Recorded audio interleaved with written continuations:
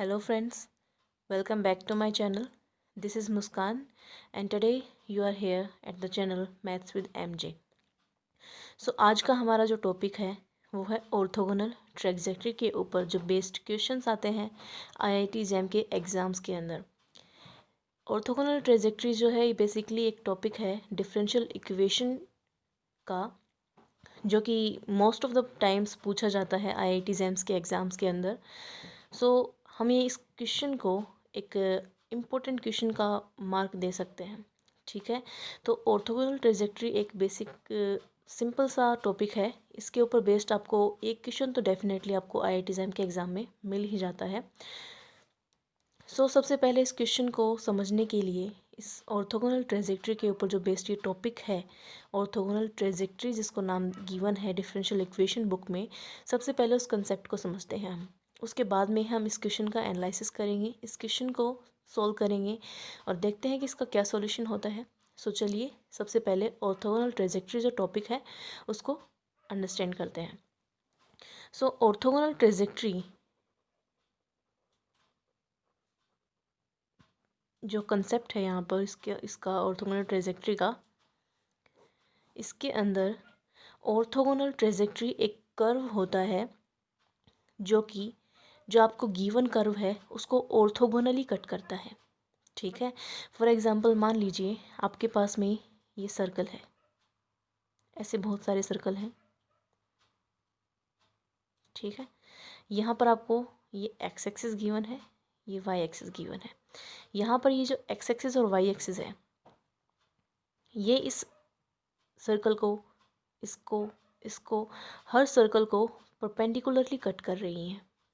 ठीक है, और यहाँ पर अगर हम कोई भी लाइन खींचेंगे इनके बीच में, यहाँ से और यहाँ से भी, तो ये सभी लाइनें, ये जो कर्व है इसको परपेंडिकुलरली कट कर रहा है और इसके हर पॉइंट को इंटरसेक्ट कर रहा है।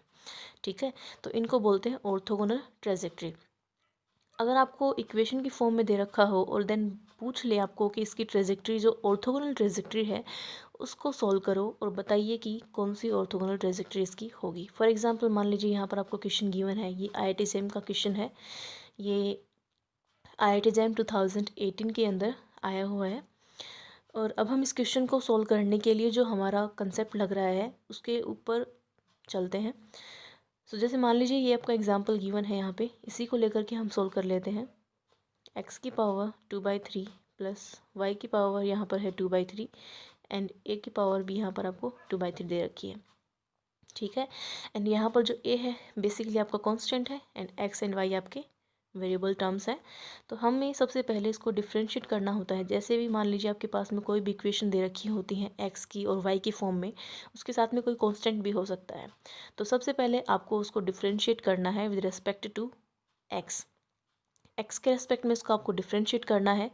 देन जब आपके पास में x के रेस्पेक्ट में डिफ्रेंशिएट करने के बाद में जब आपके पास में टर्म आ जाएगी dy/dx की फॉर्म में, देन आपको इसको रिप्लेस करना होता है किससे, -dx/dy से।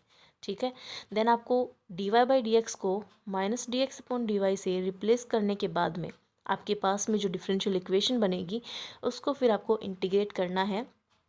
वो उसके ऊपर आप कोई भी मेथड लगा सकते हैं। आपका जो वेरिएबल सेपरेबल मेथड है वो भी एप्लीकेबल हो सकता है, या फिर कोई और मेथड जो भी आपको सेटिस्फाइड हो, आपको इक्वेशन जैसी सेटअप हो रही हो, उसके बेसिस पर आपको उसको सोल्व कर सकते हैं। अभी इसको हम डिफ्रेंशिएट करते हैं with respect to differentiate with respect to x. जो आपको ऊपर गिवन इक्वेशन है उसको एक्स के रेस्पेक्ट में डिफ्रेंशिएट करना है। Now let's proceed. X raise to power 2/3 -1 करेंगे तो यहाँ पर हमारे पास में क्या होगा, -1/3 plus 2/3 y raise to power -1/3। ये हमने y की पावर 2/3 का डिफ्रेंशिएशन किया है। नाउ हम y का डिफ्रेंशिएशन करेंगे, देन वो होगा हमारे पास में y dash represents here dy/dx. Okay, these both terms are similar. Here a is constant, so differentiation of a that is constant with respect to x will be 0. So now 2/3 term is common here. So now let's put these terms outside of this 2 3 into x raised to power minus 1 by 3 plus y raised to power minus 1 by 3 into y dash equals to 0. So here the terms are remaining x raised to power minus 1 by 3 plus y raised to power minus 1 by 3 into y dash equals to 0. So here this equation is remaining. So now we will replace this y dash term from minus dx upon dy. Okay, so now put that y raised to power minus 1 by 3 y dash को हमने put किया यहाँ पर minus 3x upon dy. This will be equals to minus x raised to power 1 by 3. So आपको इस equation को देखते ही पता चल रहा होगा कि यहाँ पर जो डिफरेंशियल इक्वेशन को सोल्व करते हैं उनमें से कौन सा मेथड यहाँ पर एप्लीकेबल होगा. तो जैसा कि आप लोग देख पा रहे हैं यहाँ पर ये जो इक्वेशन बनी है हमारे पास में डिफरेंशियल इक्वेशन की, इसको हम वेरिएबल सेपरेबल मेथड से सोल्व कर पाएंगे, क्योंकि हम यहाँ पर जो x का वेरिएबल है उसको हम x dx के साथ में ले आएंगे एंड जो y का वेरिएबल है उसको हम dy के साथ में ले आएंगे और हम इन दोनों का वेरिएबल सेपरेबल मेथड से इंटीग्रेशन करके इसका सॉल्यूशन सोल्व कर लेंगे. Now this minus and this minus both are cancelled because these both signs are in equalities. Okay, so now dx upon x raised to power minus 1 upon 3 equals to dy upon y raised to power minus 1 upon 3. So now integrate both sides. Okay, so now we will put these x raised to power minus 1 by 3 in the numerator.